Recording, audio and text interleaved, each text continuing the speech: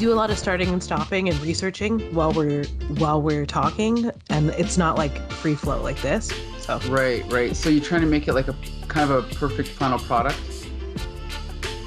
yeah, and I hate it because I like just talking without like just cutting off the end of it and cutting off the start of it, putting the music on, and then exporting it. It's like the perfect environment.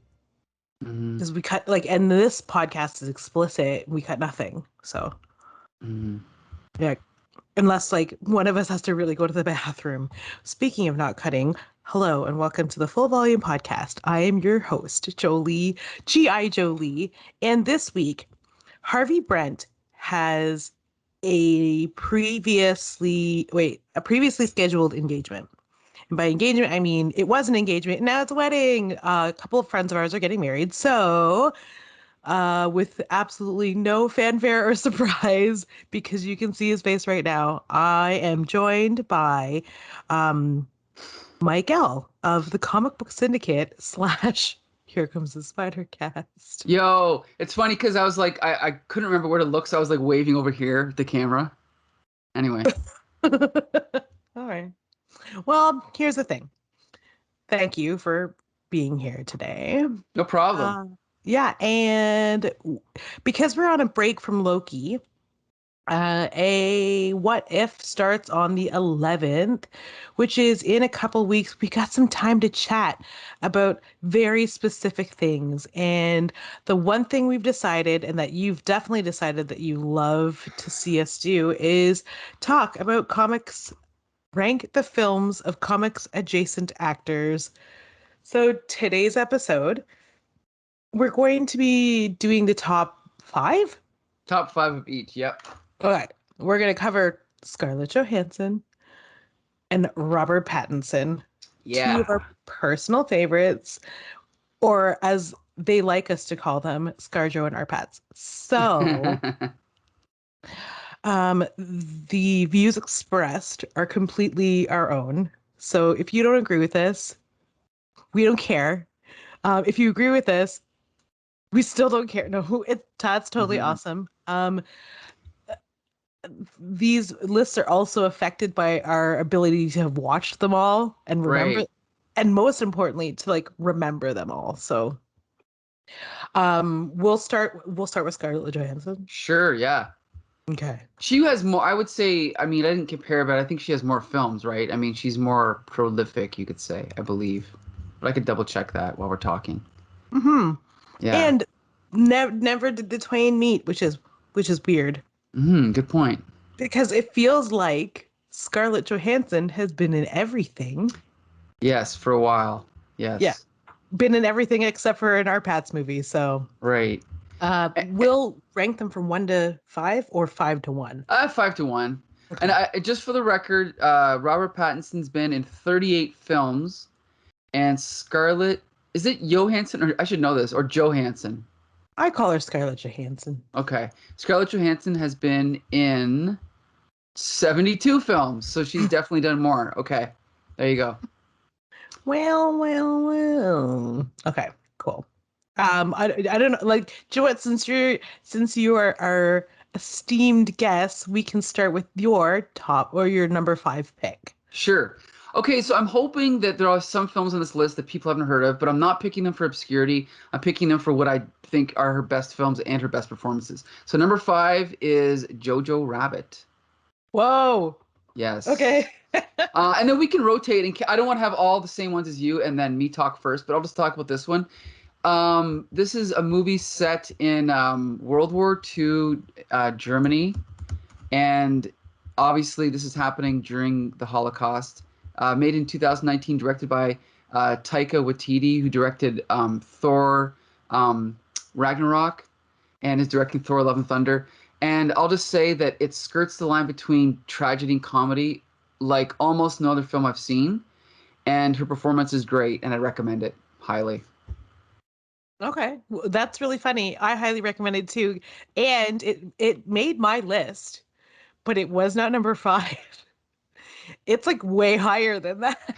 I mean, you could take my whole list and flip it, and it would still I would agree with it. Like Jojo Rabbit could be number one. Like I love that movie. I really Mhm. love it. So Yeah, I really liked her in it. And Jojo Rabbit was a strange mix of serious. Oh, that's the other thing too, I should say, is that if you don't want to be spoiled, we will spoil movies. So turn this off now if you're listening and don't want to be spoiled. right. So getting back to what I was saying about being spoiled and as it relates to Jojo Rabbit, her her character and the boy who plays her son, such a good mix of comedy and like dramatics. Like like crazy dark comedy. Right. Um oh, I don't know. Sorry, I did the film was so good. And um I can't fault her accent. No, I can forgive that. I Yeah. mean, and you know, let's just one thing I should also point out that there are times where I'm watching Avengers or whatever, and I'm kind of over her. I'm just like, why is this woman so big and so successful and so often used? But then you'll see one of these movies in my list, or I'll see one of them, and then I'll be quickly reminded why she's used because she is a good actress. Sometimes, Hmm. yeah, sometimes she's out of her element, but her acting's great in Jojo Rabbit for sure. Yeah. Uh so let's see here. Okay. Maybe I'll save my where I ranked Jojo Rabbit and we'll wait. And then Okay, we'll move on to my number 5. sure. So weirdly, I have a few Woody Allen movies on here. Didn't Mm, even realize that this film was directed by Woody Allen. I just really liked it. It's the first time I'd seen a movie like this. It is 2008's Vicky Cristina Barcelona. I forgot she was in that. Okay. Yeah, well, I mean, it's really weird.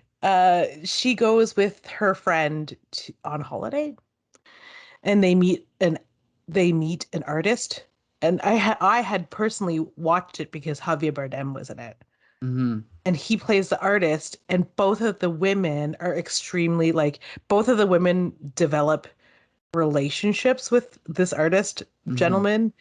It's it's weird. It was the first film that really had me like feeling feelings about relationships that I had not felt before. And Sure. I mean the whole cast is really good. It's like Penelope Cruz, her, and Javier Bardem. Hmm. So I mean that's my number 5. I don't even know. I looked at all of the movies that she was in, and I was like, oh, there's so many that are good, but Right. this one really. It's not even that it's good or better than others. It's the one that I remember the most. Hmm. So that is my number 5. Have you seen it? Yes, years ago, and I'll just say Woody Allen is absolutely one of my favorite filmmakers and writers. Like he is, I mean, his dialogue is so sharp. And I've got a Woody Allen movie in here as well, but I won't say which one it is. So moving along, I guess we'll get to your number 4. I'm Sure, also going to eat dinner no problem. while we record this. Okay, So so my number four, I believe this was the first film I ever saw her in, Ghost World. oh, that's my number Yes. 4 too. Oh, good. I mean, I love this movie. The first time I saw it, I didn't love it as much as repeated viewings, but this movie is so, especially after you read the comic book and you kind of get a different perspective on it. I actually think the movie did a really good job of combining all these different stories together to give them one sort of through line. Hmm. But I thought she was really good in this film. I gotta admit, I liked Thora Birch better, her character better, and her acting better. But Scarlett Johansson was great in this film. And if you haven't seen Ghost World, it is based on a comic book, so I highly recommend it. And it's a great comic book too. Hmm. So it was based on it was a series of stories Right. by Daniel Klaus, who's one of my particular favorites. Mm-hmm. Um, Also starring Steve Buscemi, which is Yes. why I watched this movie. Also, okay, well, the second reason why I watched this movie, the third reason why I watched this movie was for Thora Birch. I love Thora Birch. Yeah. I grew one of my like childhood go-to films was that movie Now and Then, where there's like a group of four girls. Her, Christina Ricci, Ashley Aston Moore, and Gabby Hoffman play like a group of girls who all live in the same subdivision in like the 40s or 50s. And I've never they seen that. Wow. really, it's so cute. They get into hijinks. There's a summer of love. There's a summer of supernatural mystery. It's like amazing. Um, they they also have like their older selves in the film as well. Hold on. I need to talk about this movie. I need to get it out because everybody who grew up in the 90s probably was in love with Devon Sawa, and he was in this film. And he was one of the main reasons why a lot of people watched it. But the older versions of another reason why this film was probably, I'm really surprised that you didn't hear about this film because the older versions of those girls were played by Demi Moore, Rosie O'Donnell, Rita Oh, Wilson, and Melanie Griffith. yes, I'm looking it up right now. It's one of those ones I definitely heard of, but I just never saw it. You should watch it. Okay. It's a trip. Oh, Janine Garofalo's in it I too. love Janine Speaking of Garofalo. A Summer of Supernatural Mystery, she plays a medium that the girls go and visit because they, now I'm just ranking Thora Birch films, Mm. that they go and see a psychic because they're always like trying to channel spirits in the Mhm. cemetery. And somehow they fall upon this mystery of a kid named, like, there's a tombstone that says Dear Johnny, and they want to find out who Johnny is. So they see Janine Garofalo to see if she can like help get some answer. And who did you say that most people saw it for? Was it Devon Sawa? Yeah. He And was like what's a he? blonde kid. He was in Casper. Um, I see. he I've never was seen that. he played the human version of Casper. Okay. But he was also um Yeah. See, what else? I'm looking him up now. I don't think I've ever seen him in anything, and I'm looking through all of his movies. Hmm. SLC Punk, but I don't remember that. Yeah, Final Destination, which was really, really popular. There was one where he was in another movie with Jonathan Taylor Thomas where Okay. they played brothers and they at the same time were quote teen heartthrobs. Mm. Um it was him, another guy, and Jonathan Taylor. Was it Jonathan Taylor Thomas? Oh no. Oh, he also played Eminem in the Stan video. I just saw that, and also I just found out he did the voice for Flash Thompson in one of the Spider-Man cartoons. Did you know that? Yeah, I did. Okay. Yeah. Pardon Because me. we talked about Casper the one time. You're like, yeah, I don't know. Yeah, I Oh, don't know. okay. Yeah, Oh, it was a he's movie called Wild America. Anyway, okay. you're saying. It's funny. There's some actors they can do like 30 movies, and I just coincidentally haven't seen any of them, and I guess he's one of those guys. Yeah, my when I must have been like 11 or 12, but my walls were covered in posters of Devon Sawa and Jonathan Taylor Thomas and Hmm. Jerry O'Connell Okay, which of course I know him from My Secret Identity. and Sliders, right? Did you not watch Sliders? Uh, is that a show? I Okay, so guess my number not. three pick. Okay. Yeah, it's a show. It's a show. They Okay. No, I haven't seen it. they slid through time like a porthole Okay. and No, I haven't went to seen other it. dimensions. Okay, so anyway, yes, number four for me is also Ghost World. Do you know Nice. what? To be honest, when I watched the film, I hated her character. Hmm. Because of the way that she treated or so she was Rebecca and just the way that she treated Enid, like when they go off to find an apartment Right, right, right, and Enid kind of doesn't really have it together. right. Yeah. Yeah. Anyway. Well, that's also one of the when I first saw her, it was kind of one of those like, wait, is she just being really? Is she a bad actress, or is that her shtick? Like the way she's so flat, her delivery. But now that I've seen her in a million movies, I realize no, that's just her thing. But she is a good actress, obviously. Hmm. Okay, so I'll move on with my number three Sure. because we've already heard about it. We've already talked about it a little bit. So I have Jojo Rabbit at number three. Great. Yeah. So no one needs to hear about it anymore. What's your number three? My number three is a Woody Allen film, one of his best called Match Point. Is that on your list? Yep. Match Point. I just rewatched it again for maybe the third or fourth time. I love that movie. Now, the good thing about it is if you don't like Woody Allen, it's the perfect movie for you because he's not in it, right? A lot of people don't like Woody Allen on screen because he's always magically playing a 60-year-old that dates 22-year-old women. No comment. But Match Point is an excellent film. The writing's great. The directing's great. Like the economy of the directing, just the simplicity of like everything about it. It's just, it moves along so quickly, even though it's just people talking in rooms pretty much. But it's a, I guess you could call it a suspense thriller / drama. Not really a comedy, but the dialogue is excellent. Yeah. It's weird. It's like a romantic thriller. And it also stars Jonathan Rhys-Meyers. Who else? Emily. That mousy sort of brunette woman who I love. British accent. Yeah, I'm looking it up right now. Emily Mortimer? Yes, No. Yes. She's so good. Yes, I like her too. Yeah, and he feels so bad for her. And I just this is I'm one of those people that you described who like kind of shies away from Woody Allen movies because Woody Allen is in them and he's dating like 12-year-olds. But I digress. Excuse me. I just realized too, looking at the cast list, Matthew Good is in this movie. Holy crap. But anyway, so good. They call it a psychological thriller. So yeah.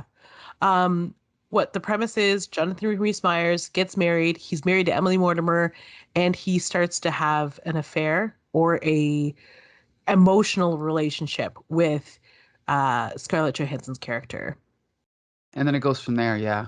Yeah, and honestly, he's a great. This is a testament to the fact that Woody Allen is a great character director.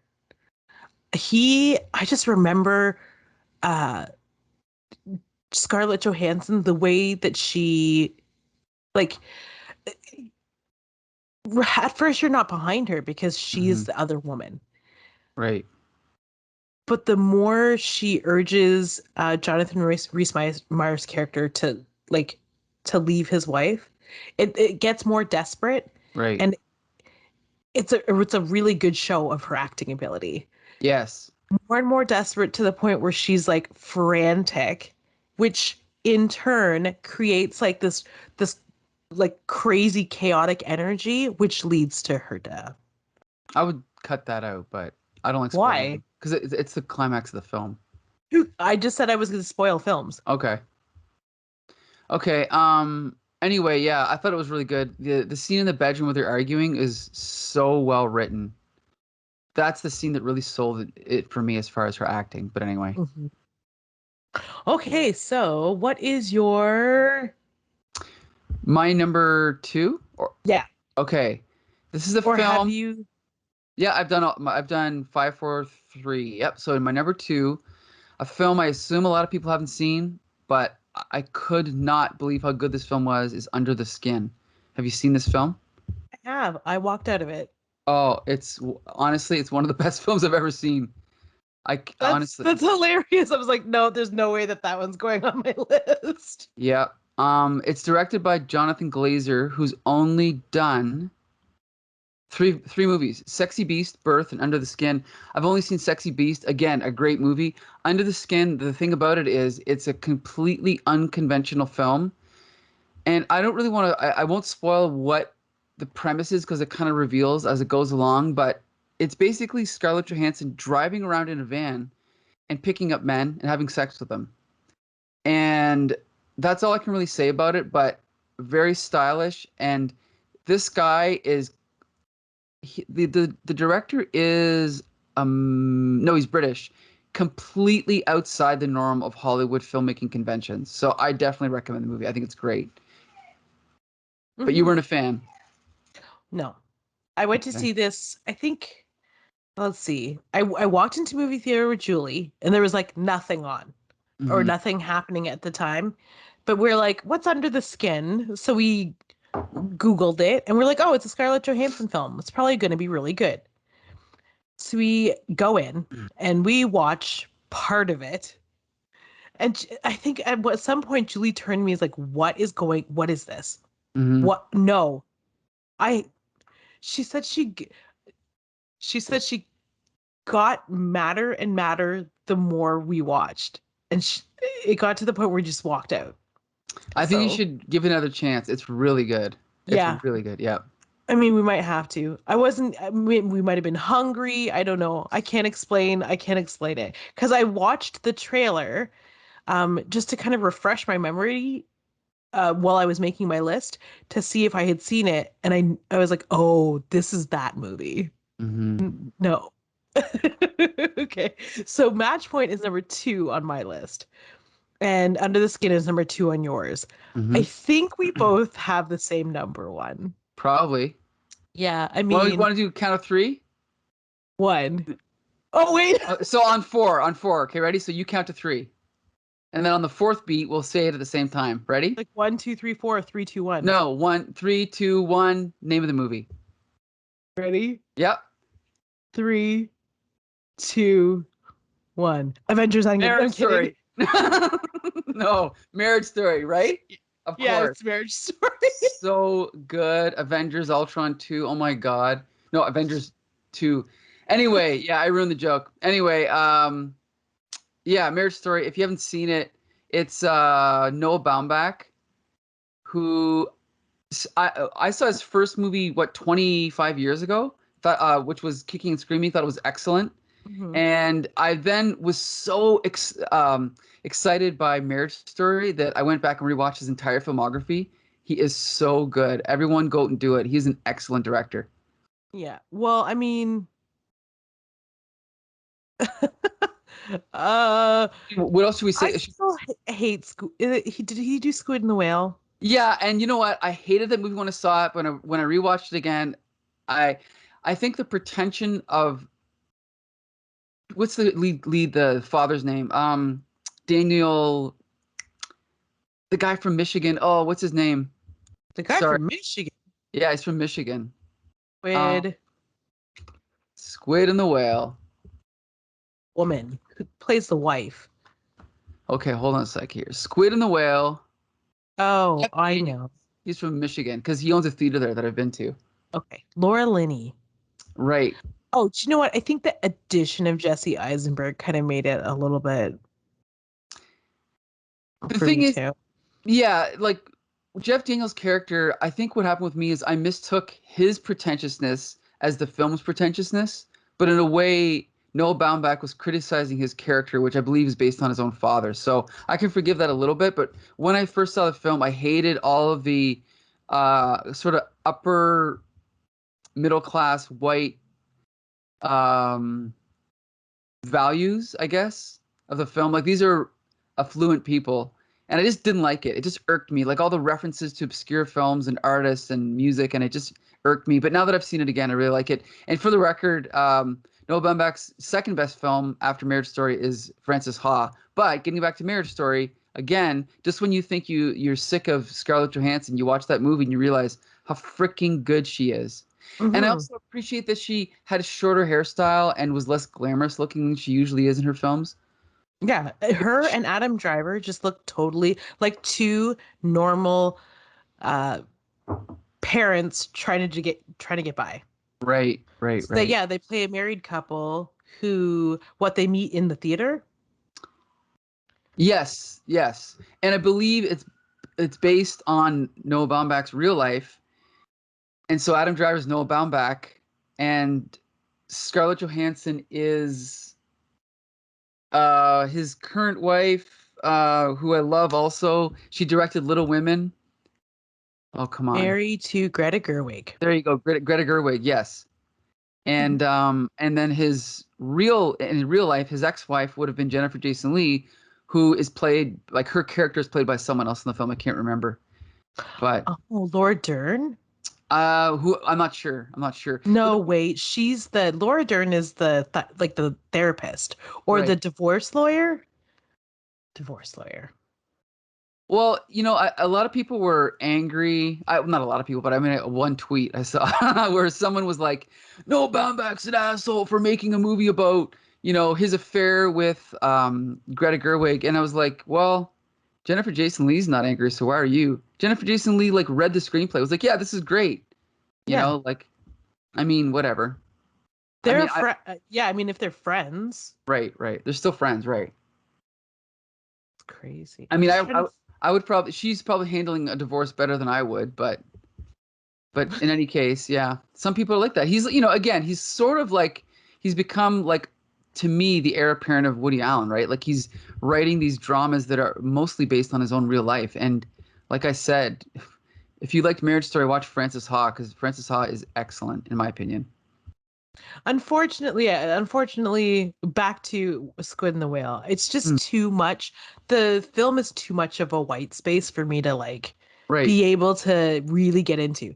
I can appreciate the story for what it means to the director, but it's just not a film that I enjoy. Like for entertainment wise as a film. And you raised a good point that people criticize him, and I think even Wes Anderson for not really casting any minorities. And I think the truth is because their films are based on mostly not autobiographical, but based on what they know. Unfortunately, that's their world, right? Like I think they both grew up in richer white families in probably New York, and that's all they know, right? So yeah, I mean, and then Wes Anderson's just out there romanticizing India.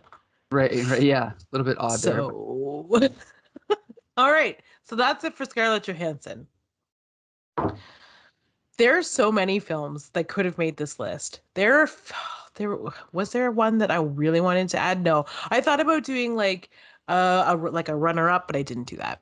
All right, let's see.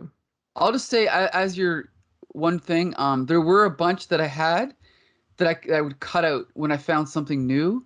So I'll just say there was at least 2 or 3 other ones that could have made my list that I cut out. Yeah, like she was. Her was a good one. Yeah, I thought about putting her on there too, but I was even just her voice. But I was like, am I putting her on this list because Joaquin Phoenix is really great in it as well? Or, Yeah. Mm-hmm. And do you know what? I think the same might be for one film. No. This is all based on our Patz, his track record. So speaking of miraculous film stars, we also decided we're gonna give you a double header. Yes. 2 of our very favorites, because the idea here is that we're ranking a tiered list based on our preferences of actors who are comics adjacent. So ScarJo is best known as the Black Widow. Was best known as the Black Widow because I think the idea is that Florence Pugh is replacing her. I hope so. Is that what happens in the comics? No. Yes, her character, the other Black Widow, does exist. I used to have the miniseries where she was introduced. I don't remember what happens, but she had blonde hair. Do you guys show images here? No. No, Black Widow. Okay. Well, anyway, if you look up Black Widow, the short cut to it is Black Widow J.G. Jones. It'll bring up a series that he did around 1999. And when you see the blonde-haired Black Widow, that is the character, I believe, that Florence Pugh is playing. Again, I should probably know more about this because, I read so many comics, but it's been so long I don't remember this issue. Yeah, we'll drop it like on Instagram or with our hashtag or something. Okay. We'll just place it in social media. But yeah, for the most part, it's just our faces talking. Okay. And also, one more thing, Florence Pugh in that movie Black Widow, she was better than Scarlett Johansson. Yeah. So yeah, I thought about adding it as an honorable mention, as a goodbye to a wonderful character. But I was like, no, she still wasn't good. No, she wasn't. She was better in her as just a voice than she was. And then there was another film that, I mean, shouldn't make my list, but honestly, because again, they cast Scarlett Johansson and everything. Ghost in the Shell. I really liked that movie. I didn't see it. It's really good. She plays a robot. Okay. Oh yeah, and then there's like a Joseph Gordon-Levitt film that she's in. Is it? Oh my God, there's just so many. She plays she plays the girlfriend, and she's like a really thick New Jersey accent. Okay. Does it work? Oh, it's cute. It's super cute. And to be honest, I I feel like I should have put that on the list above Vicky Cristina Barcelona. But Vicky Cristina Barcelona, I feel like may have been like one of the uh yeah, it's just a personal fave. So Okay. And one more thing, I have to give extra points to Scarlett Johansson for marrying Colin Jost. Because Colin yes. Jost is not your typical, beefcake Hollywood leading man. Because Scarlett Johansson could get any man in the world she wants. But the fact that she chose Colin Jost makes me admire her just a little bit more. Anyway. She married a suit that looks like he went to Princeton, Yeah, yeah, and is like an accountant or librarian. exactly. Yeah. Oh my God. What does Leslie Jones call him? White chocolate? Yeah, I can't remember. I don't remember. Yeah, but their repertoire was awesome. I hope in the future that like Leslie Jones goes after Scarlett Johansson in a funny way Well, for it'd be stealing funny, her man. or to do a skit. It would have been funny to do like a Black Widow parody with her as the new Black Widow. But anyway. Okay. Okay. Okay, now for the main event. Never mind Scarlett Johansson. Who cares about her when this man walks the earth? Right, Oh, exactly.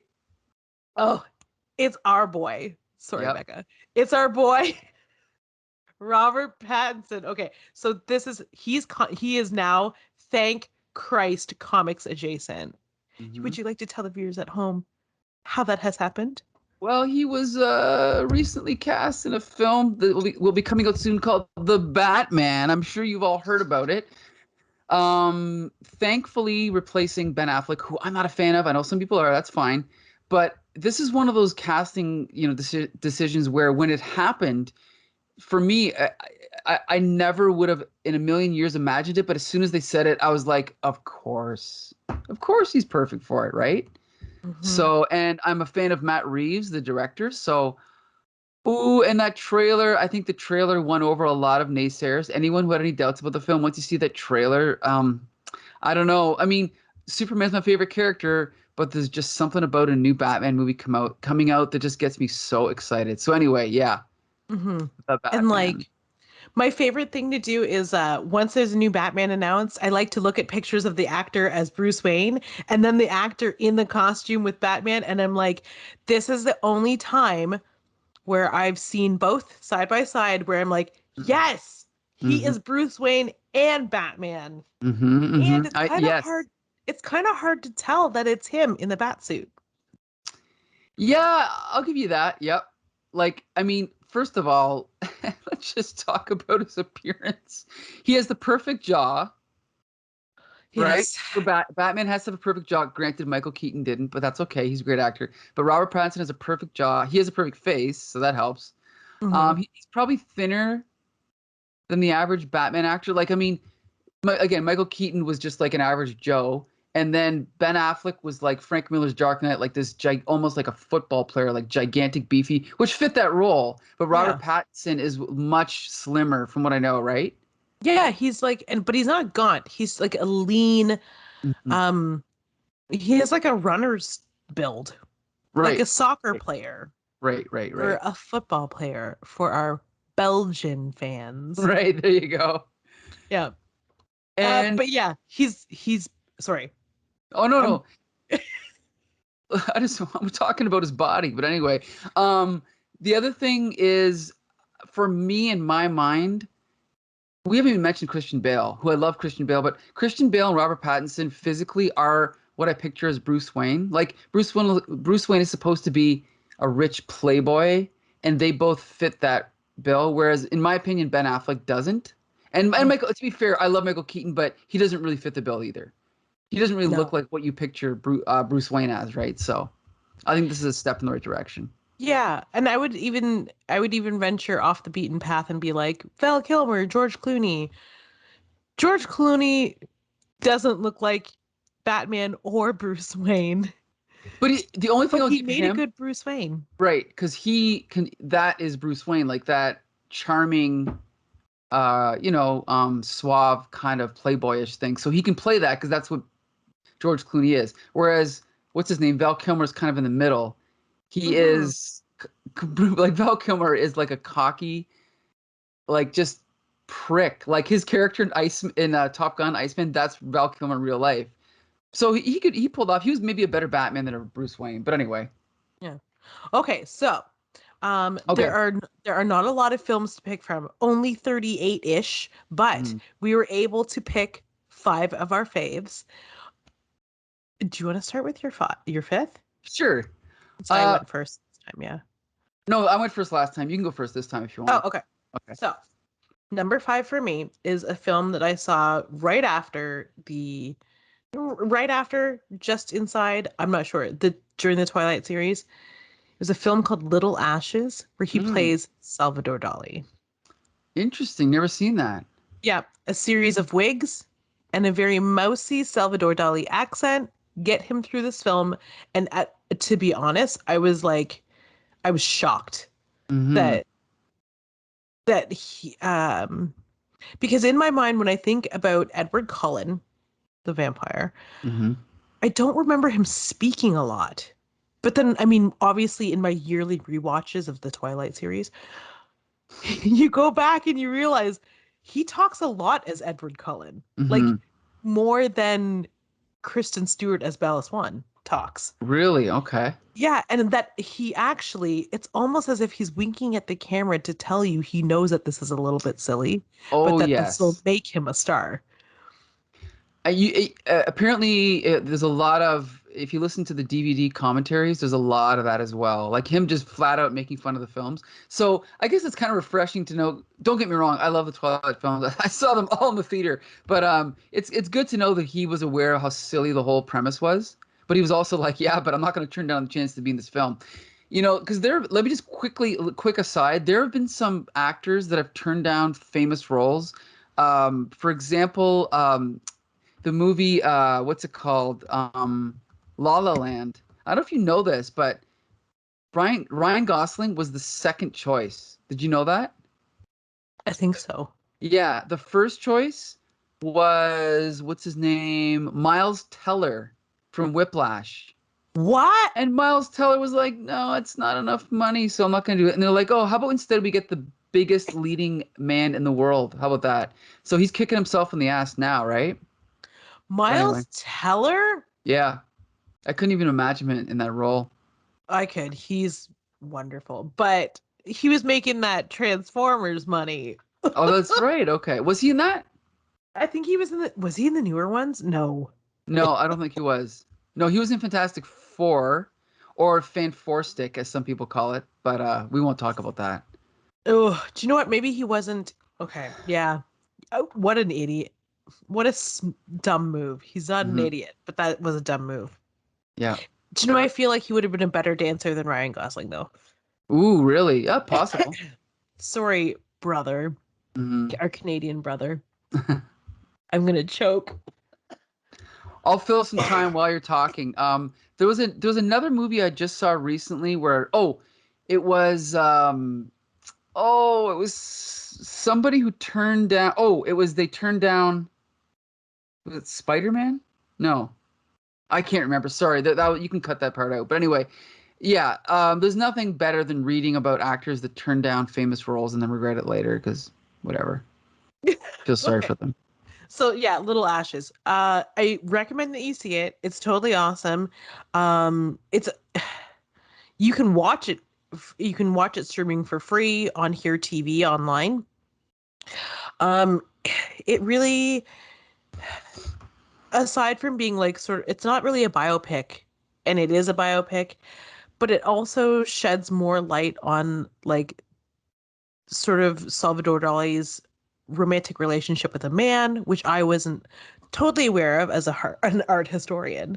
Like I just didn't really delve too deeply into Salvador Dali, Hmm. but it was a it was more about how like his days in school and how he you know how he made friends with the people he was friends with.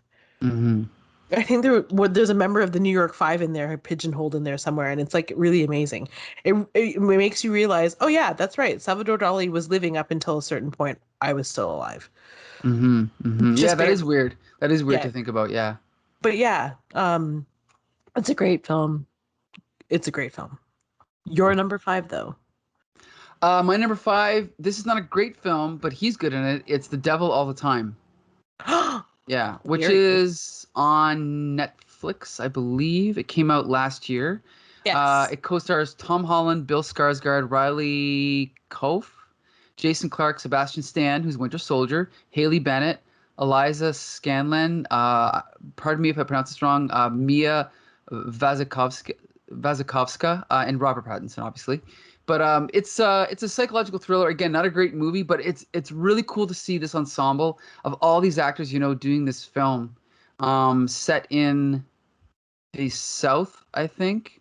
Mm-hmm. Yeah, it was a fairly good movie. Not as good as I wanted it to be, but it was worth seeing. And Robert Pattinson was great in it. So Oh, do you know what? Now that you say that, I'm thinking about it and I'm going to move it on my list.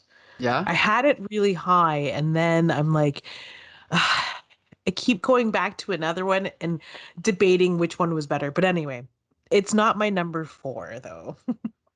Let me tell you that. okay. Okay.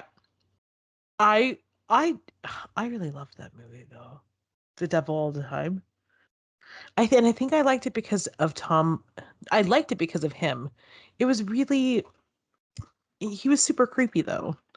It was But a good. still, The tone was really cool in that film. yeah. Definitely. It had like I was really surprised it was a Netflix joint because it had like no Country for Old Men vibes, Right, right, right. I which agree with that. was like also a great feeling because Hmm. No Country for Old Men also has that like HBO clout Yeah, sort of almost feeling. like True Detective or something, right? Yeah, Yeah, yeah, like and a neo noir. Yeah. I thought that finally we were at a turning point for Netflix in their original films and series, but you know, we really just got to get back to things like P.S. I Love You and to all the boys I loved before and Never Have I Evers. So Yeah, they've got to up their game. Yeah, they have as many bad movies as good movies. So anyway. okay, so my we'll move right to my right into number four. I chose a pretty well-known film, mainly because of everybody who's in it with him. Now that is, let me just get the date for this film. 2011's Water for Elephants, based on a novel. Which I haven't seen. Yeah, he plays, it's set in the 30s, and I'm just going to read this right off of IMDb. A Sure. former veterinary student takes a job in a traveling circus, that's Robert Pattinson, and falls in love with the ringmaster's wife, Reese Witherspoon. And the ringmaster, Christoph Waltz. Oh, nice. Okay, I'm in. It's so good. It's probably it's like it's got Nicholas Sparks written all over it. It's just anyway. It's just the cinematography is beautiful. Everything is brown, just like you assume everything in the 1930s to be, and yeah, it's great. What's your Uh, number four? my number four. Okay, so this is representative of a series. I'm not sure if you can guess what series it is. It's not Twilight though, but I picked Harry Potter and the Goblet of Fire. Oh, oh my Yes. God, how dare I? I forgot about that film. Did you pick any Harry Potters? I did not. Really? He was No, he was only in in. the one. Oh, apparently he was in two. I forgot about this, but he was in Goblet of Fire and Order of the Phoenix. Now maybe.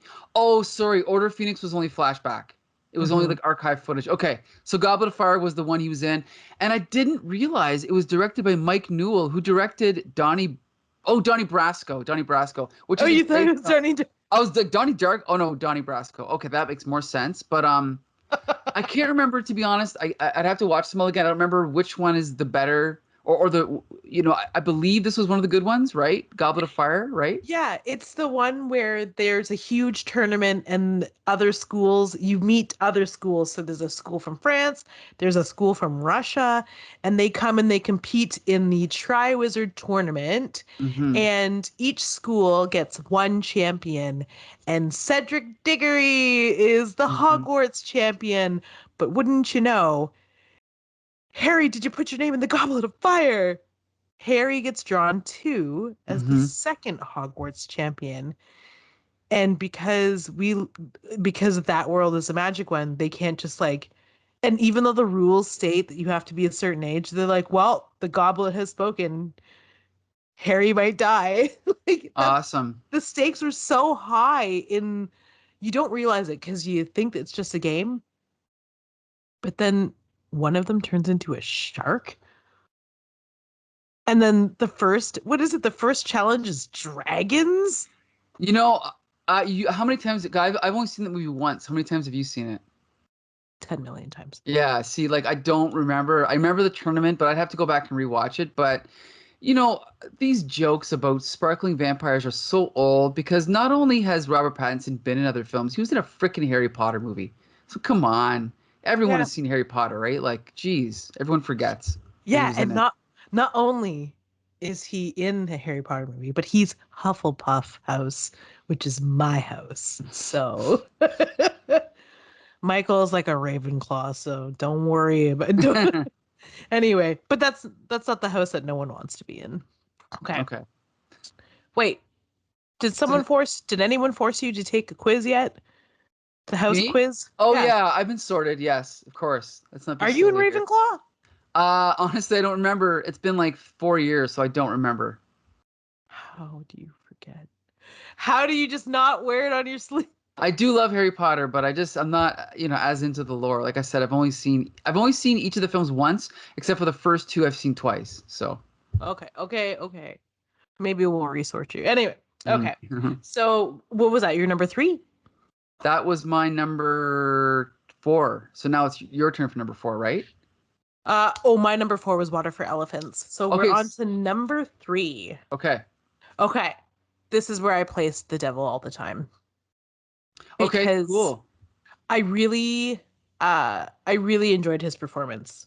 If you just segregated his performance from the film and then put it up against all of these other roles, that is what I based my decision on. Okay. What's your number 3? My number 3 is a movie called Cosmopolis, directed by David Cronenberg, Yeah. Canada. Now, David Cronenberg is not my favorite director, but he is an auteur. He does what he wants. He's Canadian. He's been around forever. And this was the movie Cosmopolis where I kind of realized, okay, thankfully Robert Pattinson is going to have a career post Twilight. Like he's doing other things. He's trying different things. He's not going the, failed action movie route. He's going the art house film route, which was the smart move, and it paid off for him. Again, it's not the greatest movie, but to see him in it, he gives a great performance. So I recommend it for that. Do you know what? Okay, then I have a tie for my number 2, because not only do I remember that film, but I was like, oh, well, sorry, not only did I not remember that film, but just now when you talked about it, I was like, how did I forget that movie? Mm-hmm. Okay, so my number 2 is Good Time. Which I've never seen. Oh, wow. Okay, so him and his, sorry, I don't want to get this wrong. Let me just pull up a short synopsis of what Good Time is about. It's a These crime guys thriller. directed Uncut Gems. Okay, Yeah, I'm gonna watch Josh this. and Benny Safdie. Wow. Right? Okay. So Robert Pattinson attempts to rob a bank Mm-hmm. with his disabled brother, who is played by Benny Safdie. You know what people say, they'll put it on their list? Well, I have a list, and I'm putting it on my list right now. Did you just move it to the top because it's our Patz? Absolutely. Yep. Well, good. It's on Netflix, so you get into it. Okay. So the thing is, they don't do it so well, and he's kind of a schmuck. Mm. And the police, this is where it's kind of like messed up. This is the kind of, and this is the kind of brother he is. They nab his developmentally challenged brother because Mm. he's slow to get away. Robert Pattinson runs off, and then the story unfolds from there. Okay. So yeah, it's really good. It's Robert Pattinson annoyed me to no end in this film, but that is just a Really? testament Okay. to his good acting abilities. Right. Yeah, he is not a good person in this movie. And this is another one of those films where like he took an indie role, like an Right. indie role, and and it paid off. Mm-hmm. And like he knew it would pay off because one day we would be making a list and it would make my number 2. Okay, so I think we have the same number 1. Oh, I think so. Yeah. Okay. Do you want to do the count of 3? Yeah. Ready? Okay. 3, 2, 2, 1. 1. The Lighthouse. Breaking Dawn Part 2. No. I got you again. Are you serious? Okay. Yes, The Lighthouse. I love the Are you Lighthouse. kidding? Breaking Dawn Part 2? I noticed we didn't mention any Twilights. Now that was on purpose, right? I love Twilight, but come on. Yeah, like which one is the one where where he tries to commit suicide in Italy? It goes Twilight. I don't remember. Oh God, I'm terrible. Breaking Dawn. Oh, it would be Twilight, then Breaking Dawn, then I don't know. I can look them up. I mean, I'm gonna look right now. yeah. But while you're looking that up, I'll just say The Lighthouse is directed by Robert Eggers, whom we all know from The Witch, one of my favorite horror films. The Lighthouse, it kind of came and went. Not a lot of people saw it, but it's an excellent movie. It's not a typical story. It's not there's a little bit of surrealism in there, right? Like I don't really want to spoil anything, but I think there's also the sense that you're not ever really sure quite what's going on. There's really only 2 actors, maybe 3 in the film, maybe 4. That is it. It's not for everybody, but if you can appreciate that a movie can do anything, this is the movie for you. It's great. I love it. Mm-hmm. Mm-hmm. New Moon. It was New Moon. Okay, New Moon. And also I gotta say the timing was right because I think this movie was the first movie that came out after he was announced as in for the Batman film. So it was kind of like the timing was like, oh really? You think he just can do Twilight? Okay, here's The Lighthouse. And Yeah, and just at that time too, of it coming out, they had put Good Time on Netflix in Canada, and people were going back in time to see what else he had been in, and then they were watching things like Cosmopolis, great. Bel Ami, and saying, "Hey, this guy is really good." Mm-hmm. At a lot of things. Like there is a couple that I didn't put on here, mostly because they were just terrible movies. They weren't great movies, but the Great. people he played in them, he played so well. Like he was in a movie called The Lost City of Z, or Zed Okay. in Canada. Mm-hmm. There was another really good. Okay, let's just talk about The Lighthouse for a second before we Sure. get to our honorable mentions. But like, it's just him. It's just him. He gets announced as Batman, and it's been a minute since we've seen Willem Dafoe and Mm-hmm. his penis. Like because Mm-hmm. he had just been doing films with what's his name? Yes, Lars von Trier. That's like Antichrist. Hey, if you want to see a close up of Willem Dafoe's dick, actually his balls and dick, from below. But anyway, that's the movie for you. But yeah, From again, below. we just saw Spider-Man. Willem Dafoe is great in that, but I mean, it's it's a superhero film. This is a drama. Anyway, it's excellent. Again, not for everybody, but if you can appreciate films that go off the beaten path, this is for you, I think. Okay, now let's talk about honorable mentions because I can't stop talking about our boyfriend, our Patz. Um, did you ever see a movie in 2012 called Bellamy? No, I didn't. No. Okay, so he plays like this retired war soldier who it's like it's like a Victorian, maybe England. Okay. So anyway, he's penniless. It's 1880s. It's in Paris.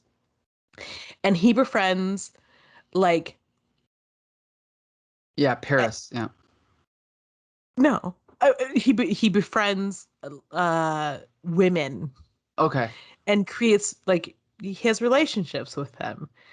And it's crazy because the women are Uma Thurman, Christina Ricci, Mm-hmm. and who's that third one? Kristen Scott Thomas. Right. I'm looking it up right now. Yeah, it looks good. Yeah, and like I watched the trailer. Decided not to put it on there because it's just not a stellar film. Mm-hmm. But again, he's so good in it. Anyway, like how do you root for a penniless soldier? How? Who sleeps with and womanizes. How do you root for him? You cast Robert Pattinson. That's how. Mm-hmm. Mm-hmm. I can't believe I haven't seen The Lost City of Z or Zed. I'll have to see that. Right? He plays like a was it archaeologist?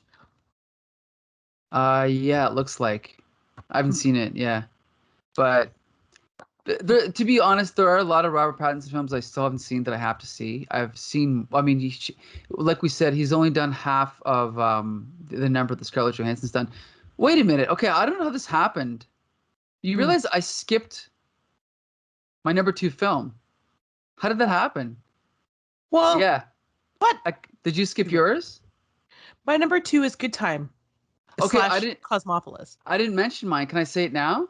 Yes, you can. Okay. Tenet by Christopher Nolan.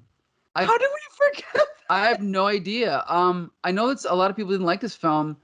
Yes, it was dry. Yes, it was a little bit. The characters were underdeveloped, but I thought the plot was incredible.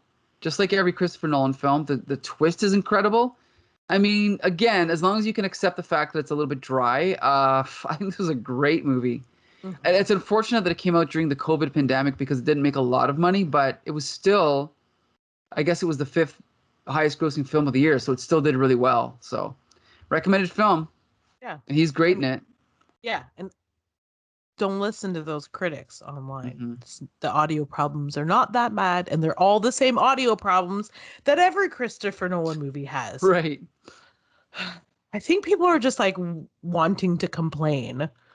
I honestly don't know what they hear that I don't hear. Like, I'm not an audio guy, but obviously the fact that all of his films people complain about as far as the audio, there must be something he's doing no one else is doing that I'm not seeing, but I don't know what it is. Yeah, I don't know. I don't hear it either. But right. I mean, I'm half deaf from all the concerts I attended as a youth.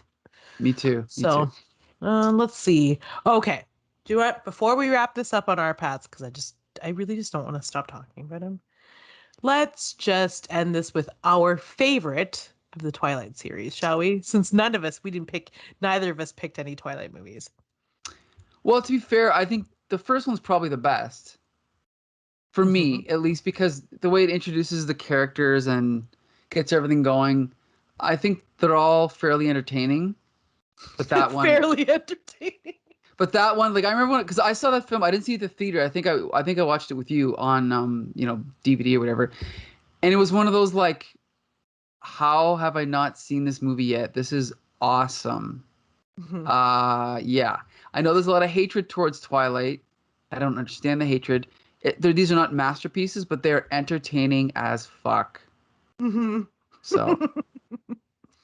Okay. And as much as I love the introduction of werewolves, I also feel like it wasn't great when they introduced Jacob as a love interest. We are both, just in case you didn't realize it by now, we're both Team Edward.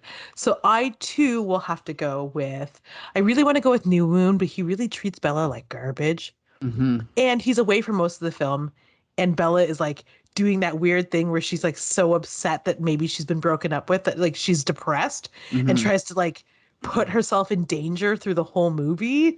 And then Jacob's trying to just like kiss her while she's in danger. And I hated that movie anyway. So I'm going to go with Twilight as well, with Breaking Dawn Part 2 coming in a close second. Okay.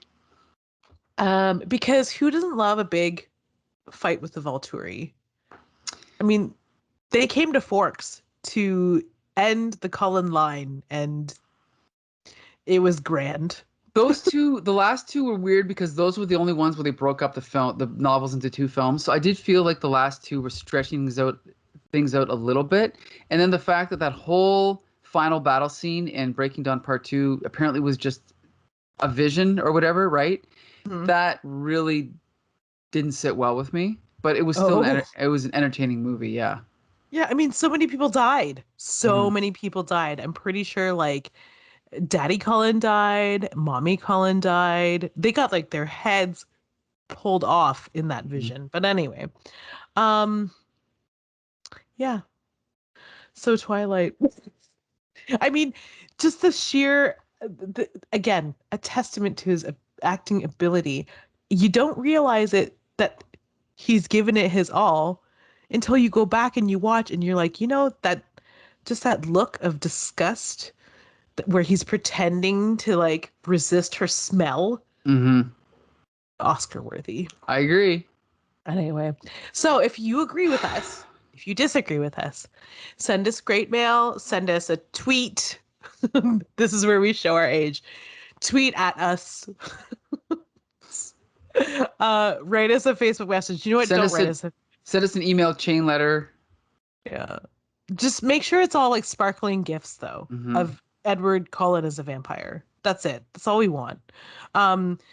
You can listen to this episode and every other episode of the Full Volume podcast on the Comic Book Syndicate online at www.comicbooksyndicate.com or on our YouTube channel at Comic Book Syndicate. We're also on all of our socials. So that's Facebook and Instagram and Twitter at Comic Book Syndicate or at Comic Syndicate. Yeah, you can pretty much listen to us on any platform that you listen to your favorite podcasts. Just search the Full Volume podcast under the Comic Book Syndicate Network. Woo! All right. Well, thank you for having me. Yeah. I'd like to thank Mike L, for being my co-host today. Brent will be back with us soon, but stay tuned for next week's episode where we rank me and another person who's very familiar from the Here Comes the Spider cast world universe. Our universes will collide where me and Joshua Mervell will be discussing our top 5 favorite Will Smith properties. Whoa! I don't think I'd have any on that list, so it's probably better that I skip that one. So no, yeah. I thought about making it like a tag team. I was like, no, Mike's not gonna want to do that at all. Yeah, I don't even know if I can think of one. I mean, I think I liked. Was he in Under Siege? Or no, The Siege. That was a good movie. That was about it. So. Oh, you didn't see that one where he was? It was like his very first film. Which one? Oh. I've seen all the. I don't know. I'm not a big fan of his, but anyway. It was good. Okay. Well. All right. Bye, guys. Okay. See ya. Oh, sorry, this is our call sign. Oh. Keep it loud. And then you say keep it at full. Keep it what? I can't hear you. What? Keep it at full volume. Okay. Ready? Okay. Until next time, keep it loud. Keep it at full volume. Bye. Bye.